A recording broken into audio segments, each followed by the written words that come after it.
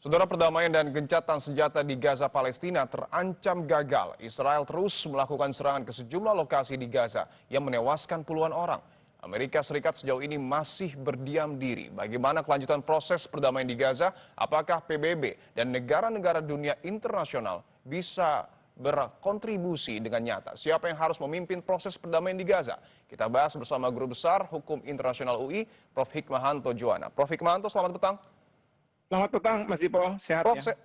Alhamdulillah sehat, Prof. Prof, saya ingin tanyakan dulu bahwa berulang kali Israel ini melanggar rencana perdamaian di Gaza dengan melakukan serangan ke Palestina. Apa yang Anda maknai dari hal ini?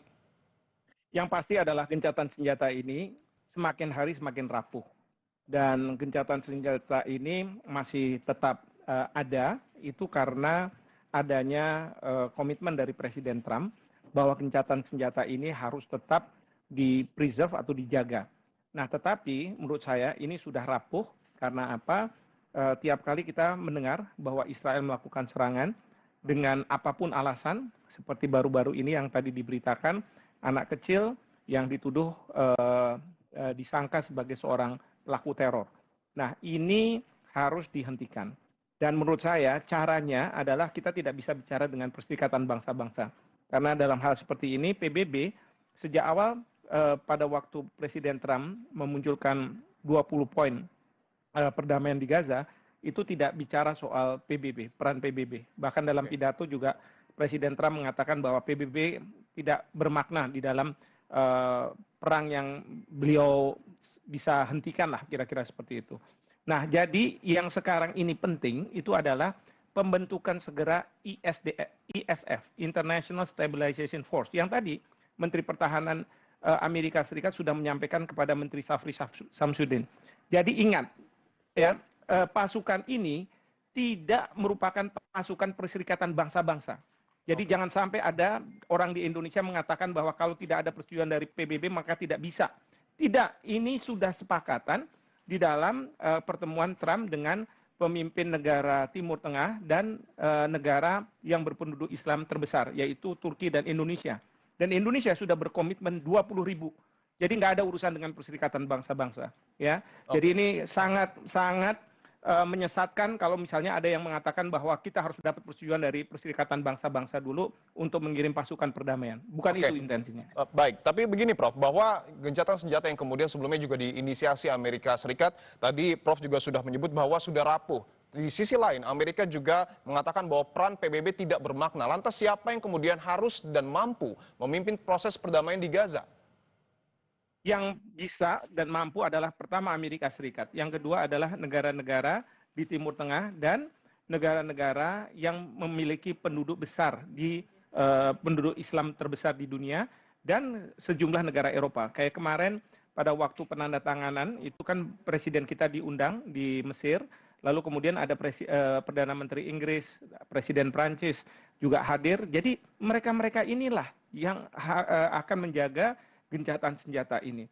Nah, kalau sekarang ini saya berharap Bapak Presiden dengan cara beliau bisa menyampaikan kepada Presiden Trump bahwa sekarang ini sudah saatnya ISF segera dibentuk dan beroperasi di gencatan senjata ini. Karena mengenai masalah sandera kan sudah dikembalikan oleh Israel. Lalu kemudian bantuan sudah mulai masuk, ya kan? Tapi kan sekarang masih ada nih serangan-serangan. Yang bisa menengahi ini adalah pasukan ini, ISF. ISF ini kalau misalnya hadir di Gaza, maka dari pihak Israel kan nggak punya alasan lagi. Kalau dia menyangka bahwa ini pelaku teror, karena apa? Kita menjamin bahwa serangan dari Israel dari Palestina tidak akan diluncurkan. Demikian juga dari Israel juga jangan menyerang ke rakyat Gaza. Jadi sekali lagi ISF harus segera dibentuk. Dan tentu Bapak Presiden punya influence, ya, gimana caranya? Apakah ke Presiden Prancis dulu, ataukah ke Perdana Menteri Inggris, bahkan ke pemimpin-pemimpin di Timur Tengah untuk sampai ke Trump, atau mungkin juga langsung ke Presiden Trump, seperti itu. Oke, bahwa pembentukan ISF ini menjadi hal yang penting, tetapi tadi disebutkan bahwa Amerika Serikat menjadi salah satu negara yang memiliki juga peranan yang sangat penting untuk perdamaian di Gaza. Tetapi sebelumnya, Prof, bahwa Amerika Serikat dalam tanda kutip sudah mengancam Israel akan melakukan tindakan ketika memang melanggar. Tetapi sampai dengan saat ini Israel terus melakukan penyerangan ke Palestina. Apakah bisa dikatakan Amerika kurang serius untuk kemudian menekan Israel? Nah, ini makanya kalau misalnya seperti ini kan saling tuduh. Hamas mungkin mengatakan bahwa Israel duluan yang menyerang, atau misalnya Israel akan mengatakan bukan karena ini tindakan Hamas. Tapi dengan adanya pasukan ISF ini yang ada di Gaza, maka ini tidak dihilangkan Oke, potensi-potensi yang saling tuduh-menuduh ini. Itu satu. Dan yang kedua, Presiden Trump juga tidak akan sekarang ini menyetujui apapun tindakan suka-sukanya Israel. Misalnya, Israel mau menganeksasi tepi barat dengan adanya rancangan undang-undang. Trump bilang enggak saya akan setujui dan kita akan tarik dukungan kita kalau misalnya benar-benar Israel melakukan hal tersebut. Akhirnya apa? Mundur kan? Nah ini yang harus kita lakukan. oke. Jadi saya minta deh dari pemerintah kita, tolong pengambil kebijakan berpikir dan bantu Bapak Presiden. Bapak Presiden itu banyak yang harus dipikirkan. Ada urusan EPEC, ada urusan ini. Masa kita nggak bisa bantu sih? Malah membuat Presiden harus berpikir, jangan-jangan kita tidak boleh mengirim pasukan karena tidak mendapat persetujuan atau dapat mandat dari Dewan Keamanan PBB. Kalau Dewan Keamanan PBB sekarang ini itu bisa gampang diveto oleh Amerika Serikat. Selesai itu urusan. Ya, tapi kan kita tahu dalam proses ini Amerika Serikat mengajak negara-negara di Timur Tengah, negara Eropa, kemudian negara Islam yang berpenduduk besar, tapi kan nggak mengajak Cina, tidak mengajak Rusia. Tapi kalau di PBB itu memperluas masalah. Oke. Jadi tolong dipikirkan itu. Oke, bahwa para pembantu presiden ini juga harus berperan aktif. Saya ingin tanyakan, sejauh ini menurut Anda, Prof, bagaimana peran dari Kementerian Luar Negeri kita terkait dengan hal ini? Ya, Kementerian Luar Negeri tentu harus menyiapkan segala sesuatunya. Saya juga tidak tahu persiapannya seperti apa, tetapi kita tidak perlu ke Dewan Keamanan PBB, jadi kita tidak perlu misalnya perwakilan kita di New York untuk berbicara mengenai masalah ini. Justru yang kita minta itu adalah perwakilan kita di Amerika Serikat.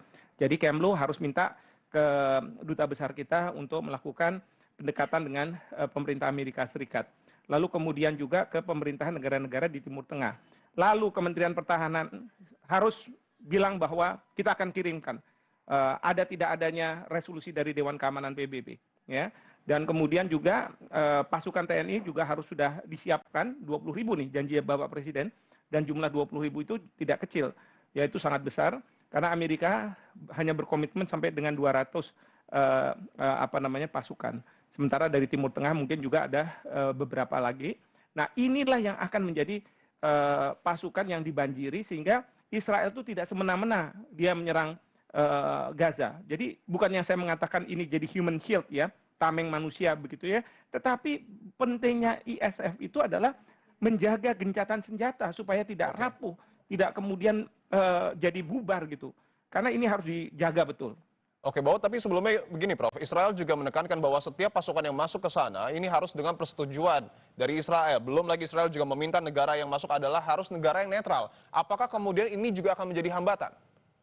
Kita tanya sekarang ke Amerika Serikat, apa kemenangan Israel mengatakan seperti itu?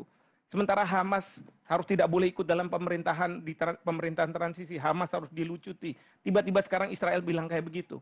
Kan yang punya inisiatif adalah Amerika Serikat, Presiden Trump. Dan Presiden Trump mendapatkan persetujuan dari negara-negara Timur Tengah, termasuk Indonesia dan Turki.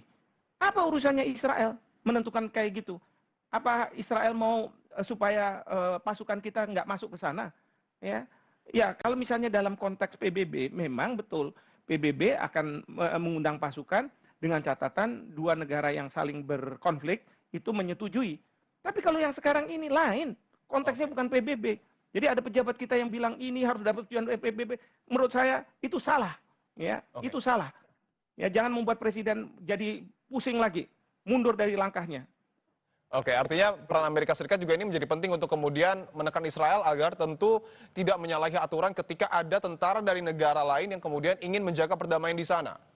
Betul sekali. Itu, Mas Dipo, yang saya harapkan. Jadi, pasukan kita itu bukan sebagai tameng manusia, tetapi yang membuat dari pihak Israel enggan untuk menyerang, dan Israel sudah tahu bahwa, oke, kalau sudah ada pasukan ISF dari Indonesia misalnya, atau dari mana negara, dia yang memastikan bahwa tidak ada serangan-serangan dari Hamas ke Israel. Karena itu yang dijaminkan oleh Bapak Presiden ya di dalam pidatonya terkait dengan keamanan Israel, kami yang menjamin, masyarakat internasional maksudnya. Oke, terakhir Prof, mungkin apa yang kemudian harus dilakukan oleh pemerintah Indonesia dalam waktu dekat untuk kemudian mengantisipasi turbulensi yang kemudian terjadi di Gaza agar tidak semakin parah?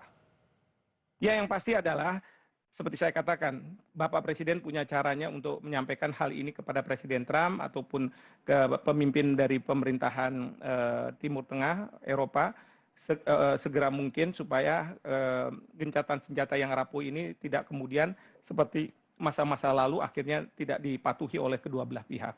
Yang kedua, pasukan TNI kita harus sudah disiapkan ketika komunikasi dari Kementerian Luar Negeri dan perwakilan kita di luar negeri yang berkaitan untuk membicarakan bagaimana ISF ini segera hadir di Gaza, dan kemudian juga keempat, bantuan-bantuan makanan, minuman, dan obat-obatan segera masuk, bahkan kalau perlu Kementerian Pertahanan mengerahkan pasukan kesehatan ada di Gaza untuk mengobati rakyat Palestina yang ada di Gaza. Oke, Demikian.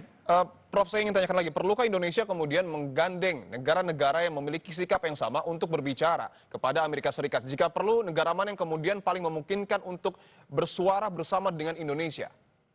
Ya, itu bisa dilakukan seperti dengan Prancis, dengan Inggris, lalu dengan Mesir sebagai co-chair pada waktu Mesir kemarin, lalu dengan Turki, karena di New York waktu itu Presiden Trump berdampingan dengan Presiden Turki, lalu kemudian juga pemimpin dari Arab Saudi, UAE, untuk membicarakan masalah ini, termasuk juga Yordania, dan kemudian menyampaikan kepada Trump bahwa ini penting sekali karena serangan-serangan yang dilakukan oleh Israel ini sudah membuat gencatan senjata yang rapuh ini semakin rapuh dan bisa-bisa ini tidak akan tegak gitu kira-kira. Dan tentu kita semua mendukung perdamaian yang kemudian terwujud di Gaza. Terima kasih Guru Besar Hukum Internasional UI, Prof. Hikmahanto Juwana telah bergabung di Kompas Petang.